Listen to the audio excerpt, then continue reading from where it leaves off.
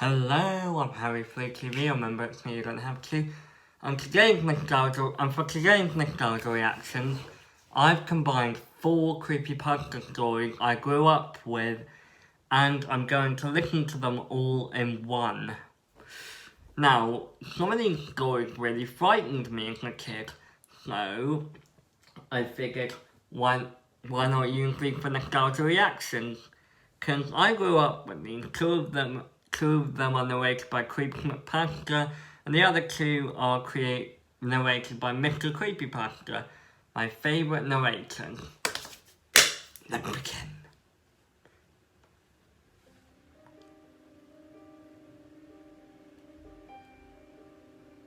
I'm sure you've all heard of the Ronald McDonald House charity. They provided housing for families of sick kids when they're in hospital. Seems pretty innocent, right? Okay, you know what, I'm just gonna brighten up the screen so you can't see my face. I miss the days of this song One Man's Dream being played in CreepsMcPasta'e's videos. Those were the true creepypasta days I grew up with. Well, there's another side to the charity.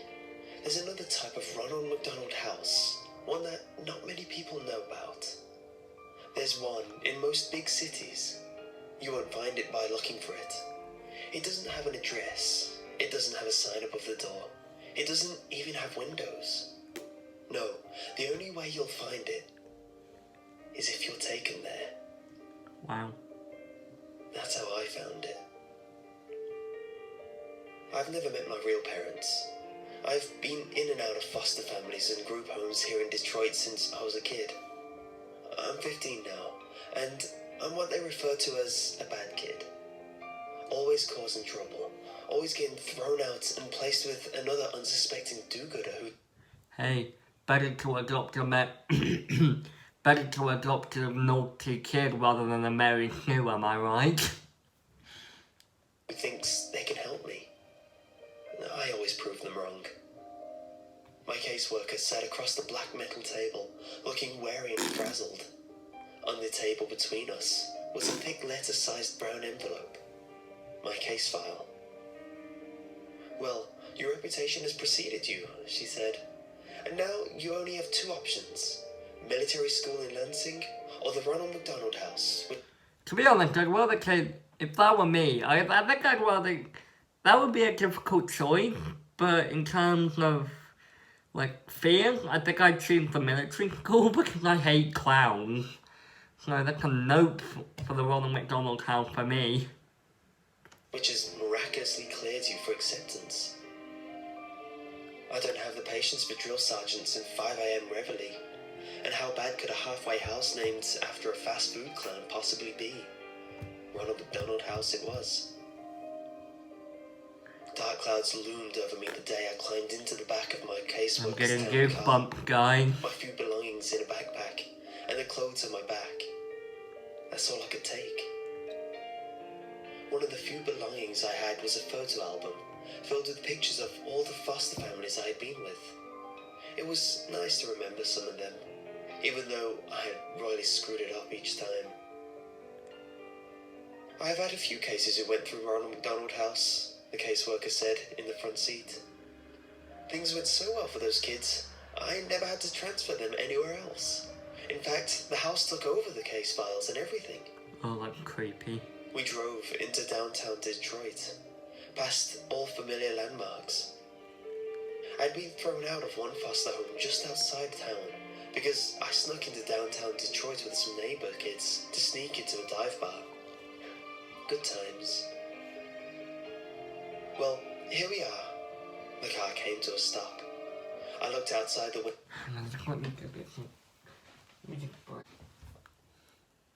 window.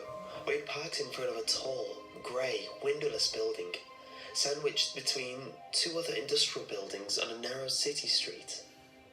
I noticed there was an address on the building to my left, and one on the right, but none on this particular building. Not even a sign. Are you sure? I'm getting chilled. Hesitating as I opened the car door and climbed out of the back seat. slung my backpack over my shoulder, clinging tightly to the strap, and followed the caseworker up to the windowless metal doors. She pressed the buzzer and spoke to someone inside, and the doors clicked to unlock. We walked in.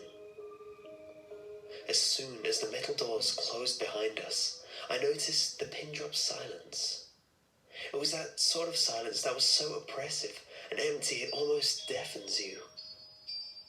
Across the dimly lit lobby, there was a glass window with someone inside. A secretary. She was turned away, typing something intently. We walked over to the window. The caseworker ran along the counter, and the secretary spun around in her chair. Her face was painted like a clown. Like Ronald McDonald, in fact. She even had the short, red curly hair. Otherwise, she wore a typical white nurse's dress. I wanted to laugh at how bizarre it was, but I couldn't. A chill swept down my... Just total side note, but some of these stories that are on the playlist could be considered bad to some people, like they could be considered bad creepypastas. But in my opinion, I think some of these stories are actually really good. And if you listen to them on CreepsMcPasta'e's and Mr. Creepypasta's channel, they're so much better. Because of the creepy atmosphere. spine. Something was not right. I watched as the nurse and my caseworker interacted. Paperwork was passed through the window.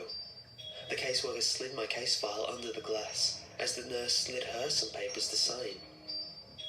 As my caseworker signed the papers, the nurse looked at me.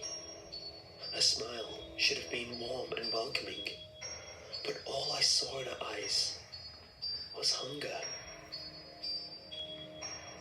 She was probably looking for a McDonald's cheeseburger. I certainly want one. I can't stay here. I stammered loudly. Take me to the military school in Lansing, please. What's the matter, sweetie? The nurse asked, her voice muffled slightly by the glass. Afraid of clowns? I looked into her hungry eyes. Oh, that laugh. Now there was a malicious glint as she laughed. My caseworker laughed too, obviously, and said, No, don't overreact. You'd hate military school. Besides, this will be good for you. Yes, said the clown nurse. This will be good for you. Before I could object, I heard a slam behind me. I spun around to see an open door in the far corner of the lobby. To the left of the front desk window, there was no one there, just the light that flooded in from that door. Then, the creeping shadows. Shrill, echoing laughter and growing shadows. Oh, those laughs. I remember hearing those laughs in next story and it really creeped me out. In fact, they kind of reminded me of the laugh of the hyenas in the Lion King for some reason, just because of the way they laughed or the way the sound effects. Along the wall inside the door. Oh, said the caseworker. Here comes the welcome committee. As I stared. Nope, get out of there. Run, get out. My caseworker patted me on the shoulder for the last time. Don't worry, honey. It'll be different this time. You'll feel right at home here, I promise. She turned to leave. I felt bile churning in my stomach. No, I said desperately. You can't leave me here. Oh no, I've got to get going. I never did like clowns. Oh, hell no, you're not leaving me in there. If someone took me to this place and decided to leave me there just because they were afraid, no, you're coming, I'm coming with you. I'm not staying in that place. Nuh-uh. And with that, she left me there. The metal doors slammed behind Too me, smooth. and I was alone. I faced the open doorway by the front desk again. The shadows had almost entered the room, and the piercing laughter was filling the lobby with sound. I ran for the front doors, pounded and yanked and pushed and screamed for help, screamed to my caseworker, screamed for anyone, please God. I turned to see the nurse behind the glass smiling at me again. And then they entered, laughing all the while. A whole group of laughing nurses with clown faces and red hair. Some male, some female, but all with the same terrifying Ronald McDonald makeup. And in the dim light of the lobby. Get the hell away from me, I screamed. I pounded at the metal doors again. Let me out of here! They surrounded me, grabbing me as I thrashed and screamed and tried to tear myself away, laughing as I kicked and squirmed. They slammed me onto the rolling table and strapped me down. I looked around wildly. I was surrounded. Let me go! I screamed, twisting and turning and pulling at the restraints. They rolled me through the open doorway and down the seemingly endless white hallway. They laughed and laughed and laughed. They waved their shiny scalpels and razors and needles mere inches from my face. I'm not going to like Doctor's play. The only creepy doctor I'm going to be with is Dr. Locklear. Just to make me flinch and scream. This made them laugh even harder. The last thing I remember before one of them finally injected me was the hands. Gloved fingers protruding inside my mouth and pulling at the sides of my mouth, distorting my screams and forcing an unnatural grin onto my tear-streaked, sweaty face. Hot, rancid breath in my face, and the whispered, perverted voice speaking the words, "We'd love to see you smile." Then, as the maniacal laughter seemed to warp and wind down like a dying record player, everything faded to black. I opened my eyes, and I was blinded by bright lights above. Shielding my groggy eyes from the fluorescent bulbs, I turned on my side and looked around. A cell. Tall white walls, covered in scratch marks and stains. A small drain in the corner of the floor. My toilet, perhaps. A door with no windows, and on the floor by the door, my backpack. I tried to sit up. My body ached, and the moment I sat upright, my vision started spinning. Wonder what they drugged me with. It's no wonder why parents don't enjoy taking their kids to McDonald's. It's stories like this that are preventing them from that. I realised I was shivering. I looked down. I wasn't wearing my own clothes anymore. I was wearing a dirty, ripped hospital gown. Bright yellow with a pattern of Ronald McDonald's head all over. Nothing underneath.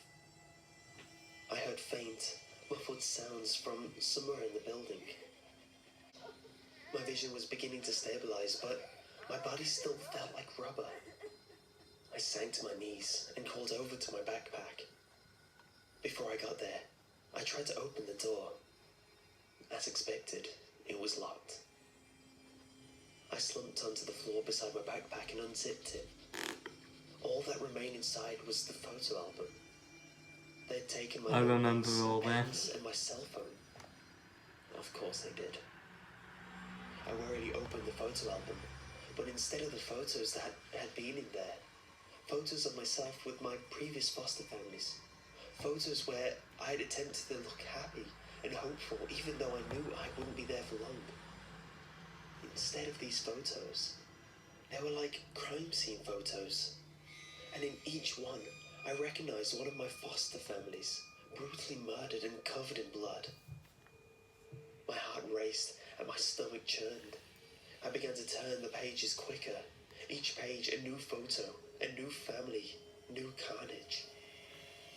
I recognized the faces and the inside of their homes. I had lived with all these people. They were all dead. I came to the last few pages. A photo of a house at night. Then all the windows of the house. Then inside the house. A dark hallway with light coming from one doorway. Then a photo of my caseworker brushing her teeth at her bathroom mirror. Then a photo of her looking at the camera in horror. Then, a photo of the caseworker contorted into an unnatural position in a bathtub.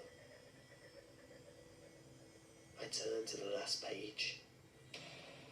Written inside the back cover of the photo album was 3 words. You never existed.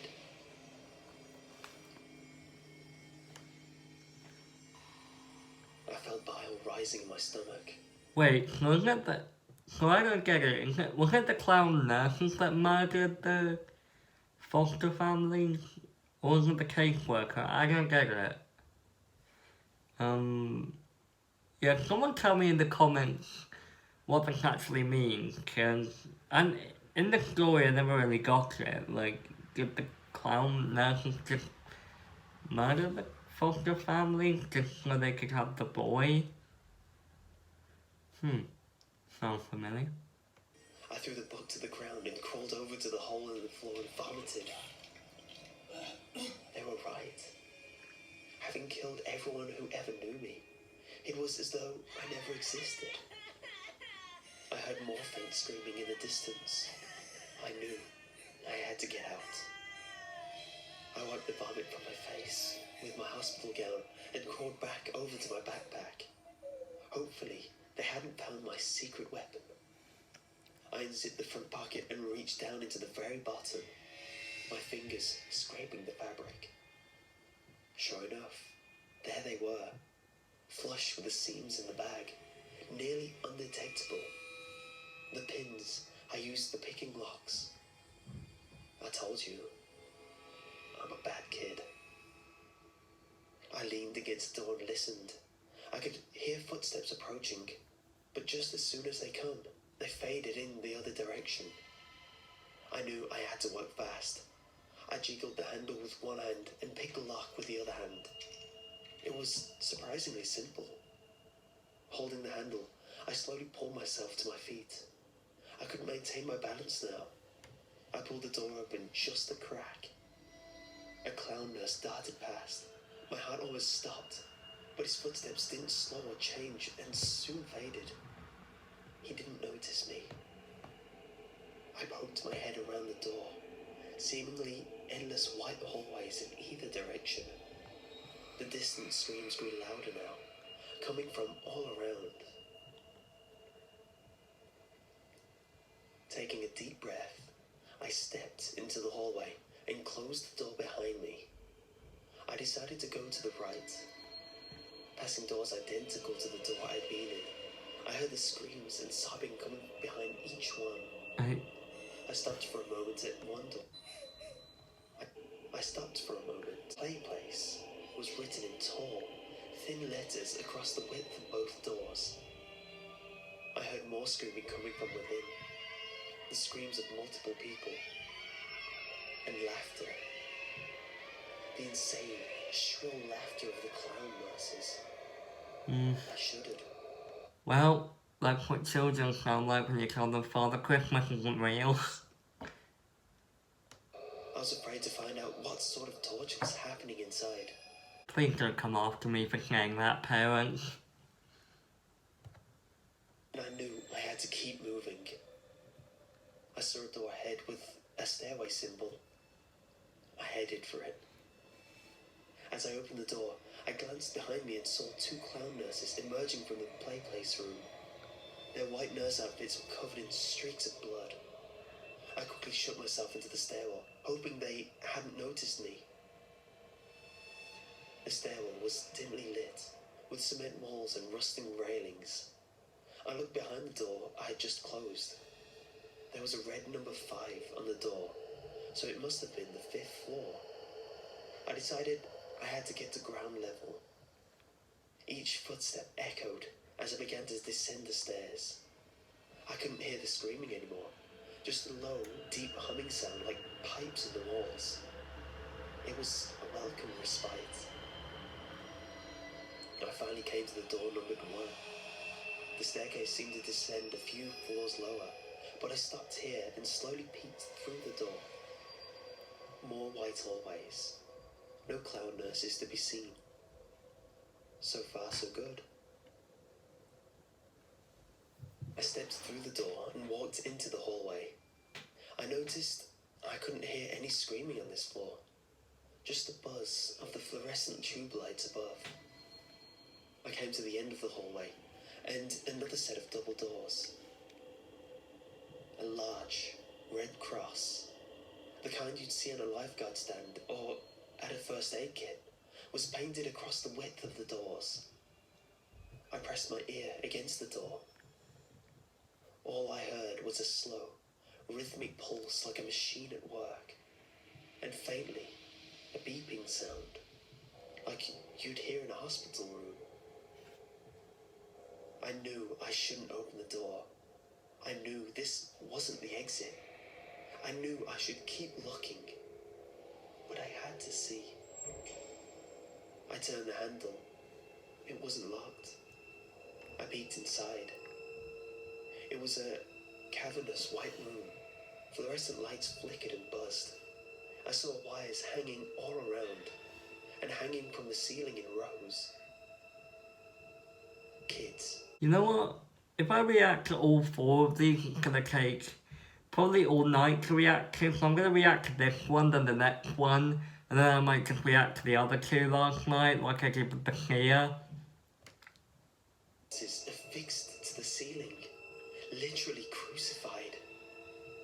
They were silent, their heads drooping forward, their eyes either closed or staring at nothing. Some seemed to twitch a bit, but piercing like police sirens of hell. They must have realized I was missing. I shut the doors and frantically glanced around the hallway to see if anyone was coming. No signs yet. I ran for the stairwell. As soon as I entered the stairwell, I heard laughter coming from above, echoing and reverberating throughout the stairwell. The clown nurses were coming. I stumbled down the stairs as fast as I could. I must have gotten down another 3 stories before I reached the basement. I found myself running through a dark, sewer-like hallway with small light bulbs overhead every 10 yards or so. The smell of decay and rotting flesh grew more and more pungent as I ran. The laughter continued behind me. I managed to glance behind and see a group of them running after me. I saw them come into the light and then become silhouettes again. Their smiling faces and gleaming knives and needles pushing my adrenaline to the max. No light, rain fell onto an alcove back over the hole, blocking out the laughter of the clown nurses below. I laid there, on top of the manhole cover for a few minutes as I caught my breath. Rain fell onto my skin. The turbulent sky above was a welcoming sight. I looked around. Abandoned buildings, broken glass, no lights, no cars, no signs of any life at all. A police siren somewhere in the distance, then silence. An urban ghost town. I climbed to my feet. Pain shot through my leg. I looked down and saw the cut on my ankle where a nurse clown had slashed me. Limping the best I could, I started to walk. "Hello?" I called out. The only answer was a distant roll of thunder. "Somebody, help me, please!" Most of the ink had faded, but I was able to make out the date. July 13th, 1992. Yeah, that's another thing they never explained in the story. I remember now. I remember as a kid, I always wondered about this. Like, I remember thinking, what could that newspaper mean? I mean, at least we get a sense and shroud of mystery around it, but I do need some explanation. I dropped it, an icy dread filling my stomach. I kept walking. "Can anyone hear me?" I screamed. "Please, anyone, please." My words faded into delirious sobs. I stood still for a moment. The rain had soaked through my thin hospital gown. I shivered as the wind blew, of course. I limped towards it, came to the McDonald's, I saw that, apart from the M, the rest of the building was completely dark. So the reason why I'm skipping a few bits is because, like, this video is like 25 minutes long, and this is why I only want to react to 2 videos. I'll react to the other 2 tomorrow night, maybe tomorrow evening, but I'm just skipping this because it's like 25 minutes long and it will take too long to react. So. I walked cautiously toward the broken windows and looked inside. Darkness. You know what? I'm just gonna move on because because this is 25 minutes long. It's gonna take like all night to finish this. So, here we have the next story called The Smiling Girl, which is one I also vaguely remember. Now, this is only 16 minutes long, so thankfully it shouldn't take too long. But I'm not going to react to all of these tonight. I'm just going to react to maybe 2 tonight and maybe the other 2 maybe next week or something like that. Yeah, something like next week. Oh, you've got an ad.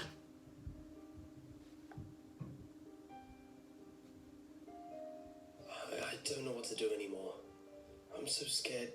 I can't trust anyone.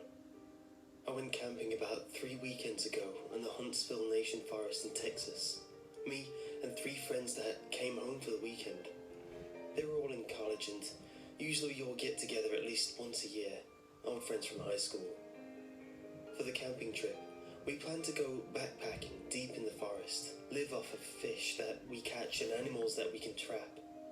We've been doing this for a while in Texas and in numerous places, Arizona, Colorado, if anyone is familiar with the Spanish Peaks there, New Mexico.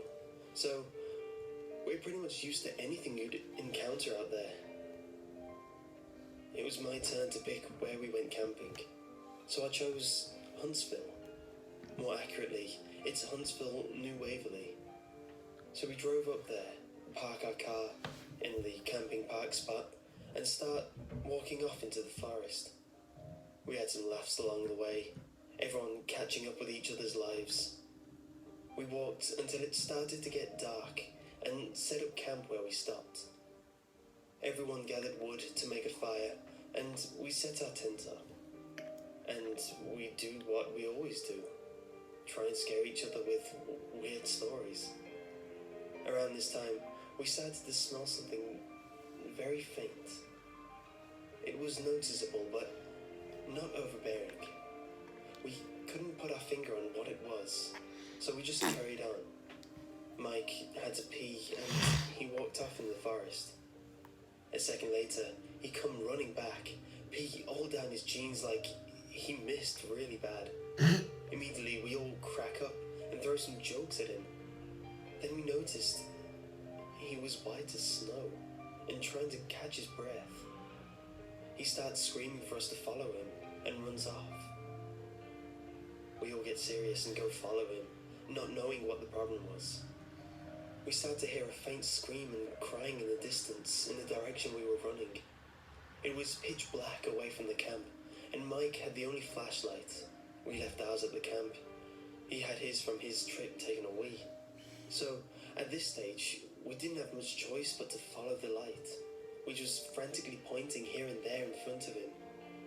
The screams gets closer and Mike starts to slow down.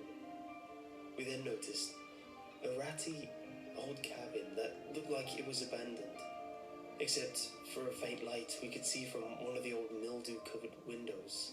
That looked like it was abandoned, except for a faint light we could see from one of the old mildew-covered windows. The crying was intense. Whoever it was couldn't breathe enough to let out a full yell. We all followed Mike up to the front door, and we could all hear the crying. Oh, that was probably me because I missed on Blade Studio. Oh, I hope they come back. Total side note, but While I was on Instagram, somebody the studio updated something about filming, and they also filmed something, they also posted something that would come out in 2021. I'll have a read of it, like, I don't know what I can't remember what it was exactly. I can't read it because it the Instagram is on my phone and that's what I'm filming with at the moment. But they posted something that would be coming in 2021. Then they posted something about filming and filming some kind of show for some kind of episode of a show they were doing or might be doing. And one of the tags said YouTube. So, and I was speaking to one of the cast members from Zombie Studios, Jess Von Six. Go check out her Instagram, because it's quite good. I messaged her, talking to her, and she messaged back after a conversation saying that Zombie Studios is thinking of coming back. So I'm hopeful that Zombie Studios will come back. So that's a hope I'm willing to hang on to. And Zombie Studios, if you're watching this, I wish you luck. I wish you well on your return. Man, I got really sidetracked. Alright, back to the video. From inside. As soon as he knocked on the door, it stopped. We all waited and heard really heavy footsteps walking fast to the door. There was a giant slam against the door and the sound of a bolt. Oh, just got a notification. Nothing. We waited for a bit, knocked a few more times, but still, nothing happened. We walked around the house. There was no way any of us were leaving each other's side. I noticed a window, which was a good way up. Alex took a deep breath and asked us to give him a boost so he could see inside. Me and Mike lifted him up to the window. We watched him brush away dirt and webs from the window and place his face close to the window to try see something. There was a quick beat. Then, suddenly he breathed in fast and let out a loud scream. He fell back from the window, screaming bloody murder the whole way. We all tried to calm him down, but he was hysterical. We went to him, but he started to shake, punch, kick, you name it. He then took off towards the camp. None of us wanted to be separated, so we all ran close behind him. We caught up to him and grabbed him and set him down.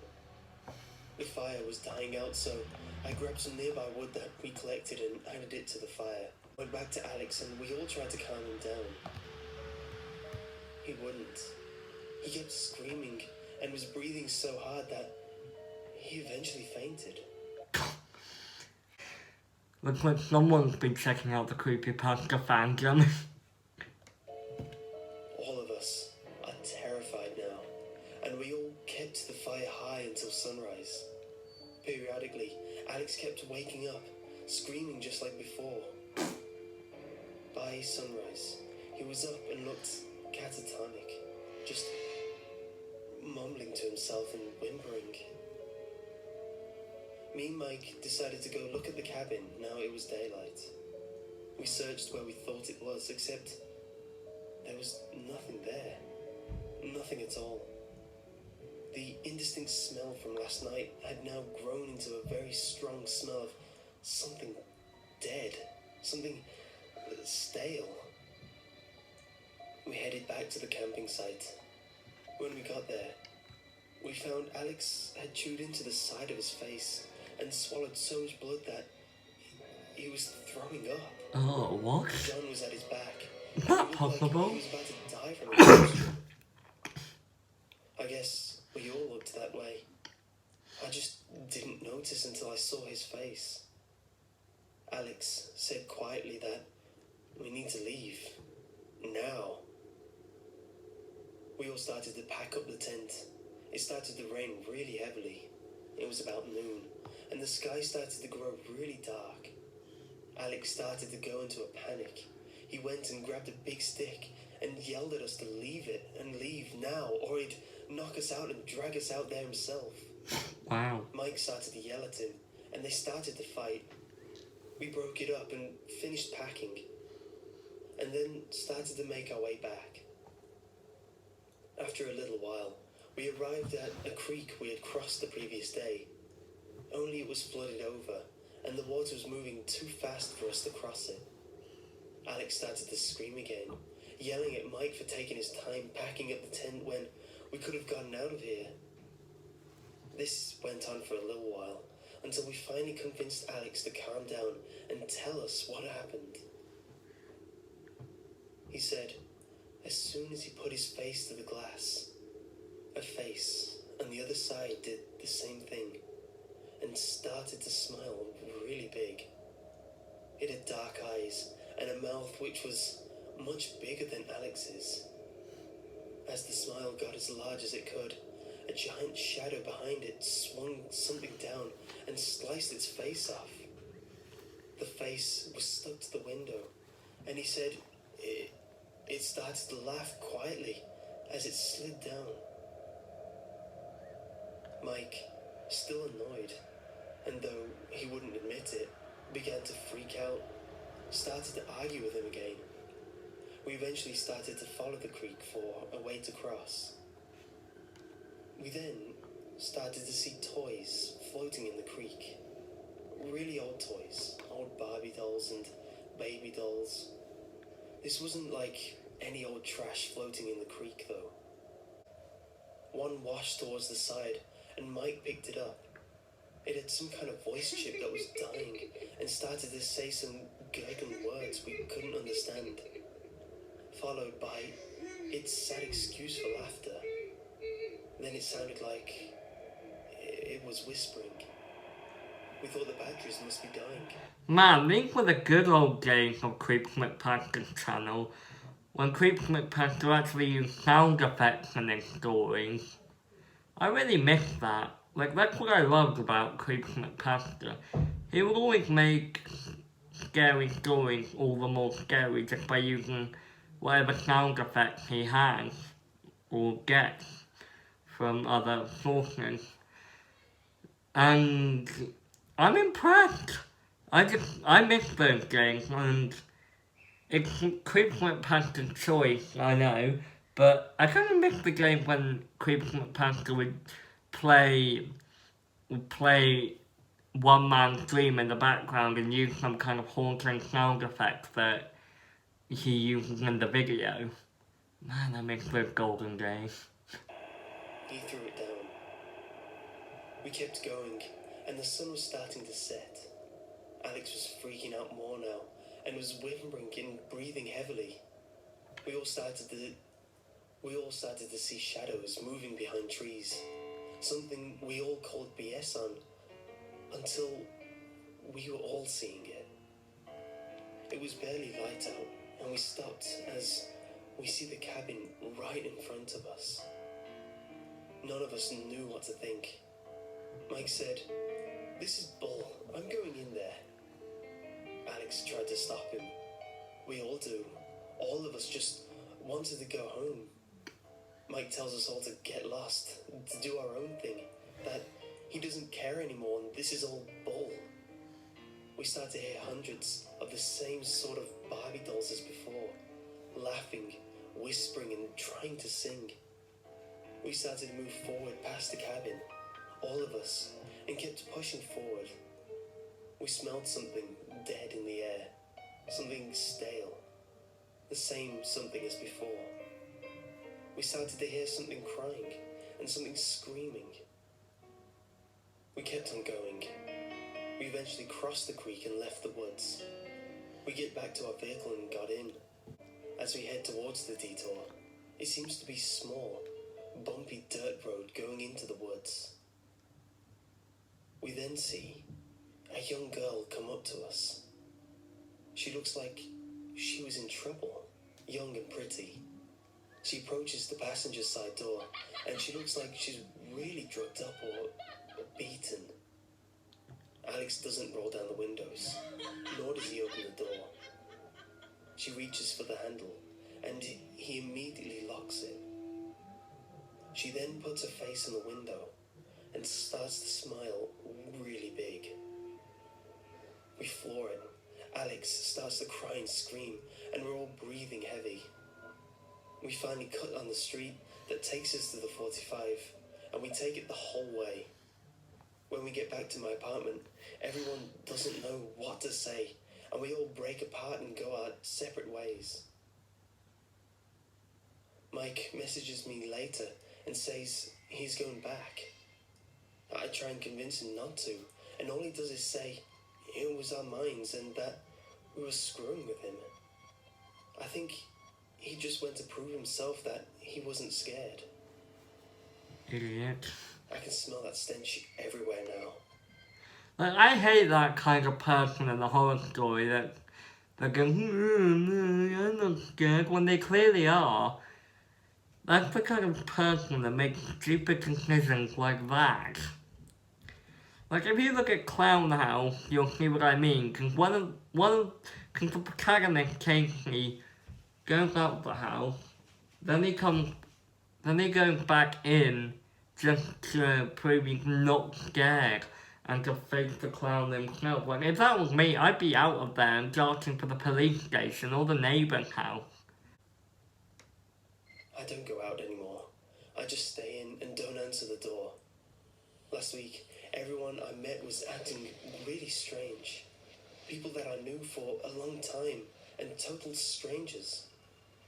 My own dad, when I went to his place to eat supper with him, he just watched me, strangely, when I was sitting down. He didn't say a word the whole time. I kept asking him, what's wrong? He just slowly shook his head. When I was leaving to go home, I turned to wave. He had black eyes and an open mouth, like he was in pain. When I started to walk back, he shut the door and bolted it. I stayed there, knocking and knocking. Nothing. I called him. His phone was disconnected. I even called the police. Halfway through the questions they were asking me, the connection started to fade into static. I could hear a faint mumbling, singing and laughing. Mike had completely vanished. There was not even a record of him being alive. When I called Alex's house, they talk to me like I'm some salesman. They say they don't know Alex and to stop calling. The person who tells me that is Alex's mother. I can't get a hold of John. Someone knocked on my door, and when I went to look, I saw a face completely covering the peephole, and a giant smile started to form. I called the cops again, but instead of turning into static, they got really strange. Oh, are you coming home anytime soon? Excuse me? Come home. And the phone call ended. My mail slot is swinging open every now and then. Someone is sliding pieces of baby dolls through it. I tried to call people now, and all I hear is static and bad baby doll noises, and this crying and screaming. My TV is busted, but when I go to pee, I can hear it on. I might be going insane. Whoever lives above me started to scream in pain and crying deeply recently. I hear giant footsteps from their apartment. I hear bangs and something falling to the ground.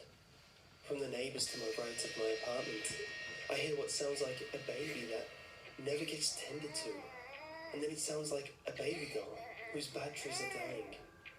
My phone has been ringing now, and it's Alex telling me things in a language that I've never heard before, nor could even manage to repeat. I kept getting emails of pictures of black and small colorations. Now, I can't even access. You know what? I'm done. Nope, that's enough for me. That's enough for me. And I'm going to I'm going to react to the other 2 stories maybe next week or the week after, but until then, I hope you all enjoyed my reaction to Fear. That's kind of why the lights are turned off at the moment, because I want to keep a creepy atmosphere. That's all I have for today. I'm Harry FleuTV, remember, you don't have to.